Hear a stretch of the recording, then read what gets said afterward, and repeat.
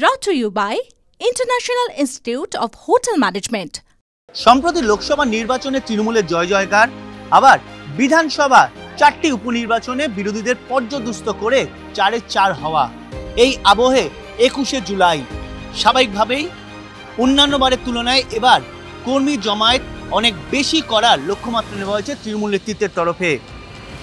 ইতিমধ্যেই বিভিন্ন জেলা থেকে কলকাতায় কর্মী সমর্থকরা আসতে শুরু করেছে। প্রতিবারের মতো একাধিক জায়গাকে বেছে নেওয়া হয়েছে, যেরকম এই গীতাঞ্জলি স্টেডিয়াম, যেখানে ইতিমধ্যেই মালদহ জেলা থেকে প্রায় 1000 জন এসে গিয়েছে বলে রাজ্য নেতৃত্ব দাবি করছে। সেই জায়গায় মাথা রেখে ইতিমধ্যেই গীতাঞ্জলি স্টেডিয়ামে একাধিক ব্যবস্থা করা হয়েছে। যেরকম অন্যান্যবার বিভিন্ন ভাগ থাকে কর্মী সমর্থকরা, যারা ঠিকমতো যাতে থাকতে পারে, সুষ্ঠুভাবে তারা রাত কাটাতে পারে, কিন্তু এবার সেই তুলনায় অনেক বড় জায়গা রাখা হয়েছে। কারণ তৃণমূল নেতৃত্ব মনে করছে গত বারগুলোর তুলনায় এবার কর্মীর সংখ্যা অনেক বেশি থাকবে।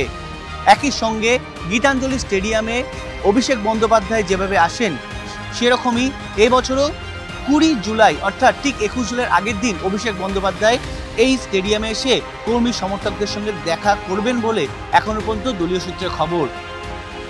দল সূত্রে জানা গিয়েছে মালদহ এবং মুর্শিদাবাদ থেকে মূলত কর্মী সমর্থকরা এই গীতাঞ্জলি স্টেডিয়ামে আসেন এবং সেই কারণে এখানে অনেক বেশি জমায়েত থাকে। মুর্শিদাবাদ, মালদা মূলত এবার তৃণমূলকে অনেক বেশি ভালো ফলাফল দিয়েছে। যদিও মালদা লোকসভা নির্বাচনে তৃণমূল কোনো আসন দখল না করতে পারলেও মুর্শিদাবাদে 3-3 হয়েছে। আমি এখানে যিনি দায়িত্বে আছেন কলকাতা পুরসভার 108 নম্বর ওয়ার্ডের কাউন্সিলর তথা 12 নম্বর বোরোর চেয়ারম্যান সুশান্ত ঘোষ, আমি সুশান্তদার কাছে একবার চলে যাব।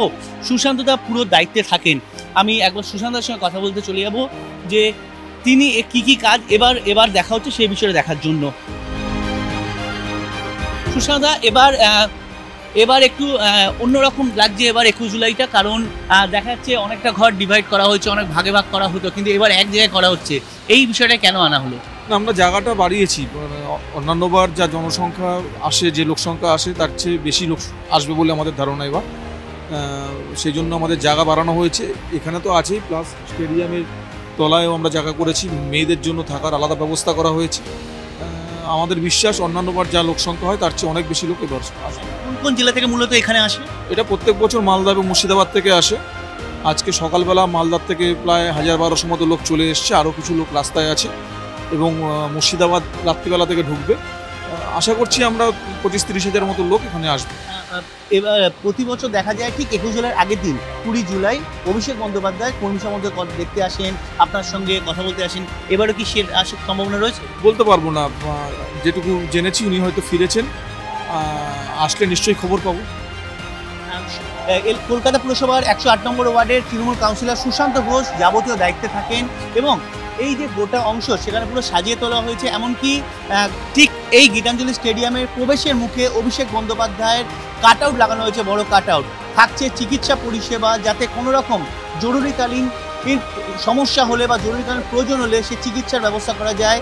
তৃণমূল যারা মালদা মুর্শিদাবাদ নেতৃত্ব, তারা কিন্তু একে একে আসতে শুরু করেছেন এবং সেই ছবি কিন্তু সমরপট তুলে ধরছে যে এখানকার যা নেতৃত্ব তারা এসে বসে আছে এবং ঠিক ভেতরে কিন্তু তৃণমূল কর্মী সমর্থকরা তারাও কিন্তু এসে ভিড় করতে শুরু করছে। রাজ্য নেতৃত্ব যেটা জানাচ্ছে যে মালদা মুর্শিদাবাদ থেকে মিনিমাম 40-45 হাজার কর্মী সমর্থকদের জমায়েতের লক্ষ্য পূরণ রাখা হয়েছে।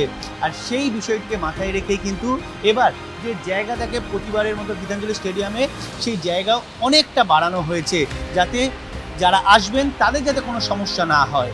21 জুলাই নিয়ে তো আমাদের প্রতিবারের মতো আবেগ থাকে, আগে থেকেই প্রিপেয়ার থাকে। আমরা 2 মাস আগে থেকেই টিকিট করি, মানে একটা আবেগের জায়গা একটা। অ্যাকচুয়ালি কী হয়েছে, যেটা বলতে গেলে কি ভোট একটু পোলারাইজেশন হয়ে গেছে।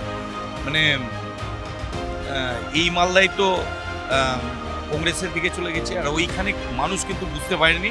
এবার কিন্তু তারা আমাদের যে মালদা, উত্তর মালদা লোকসভা কেন্দ্রে আগেবার আপনি দেখবেন ডেফিনেটলি আমরা তৃণমূল পাচ্ছি, কেন কি মানুষ আর ভুল করবে না।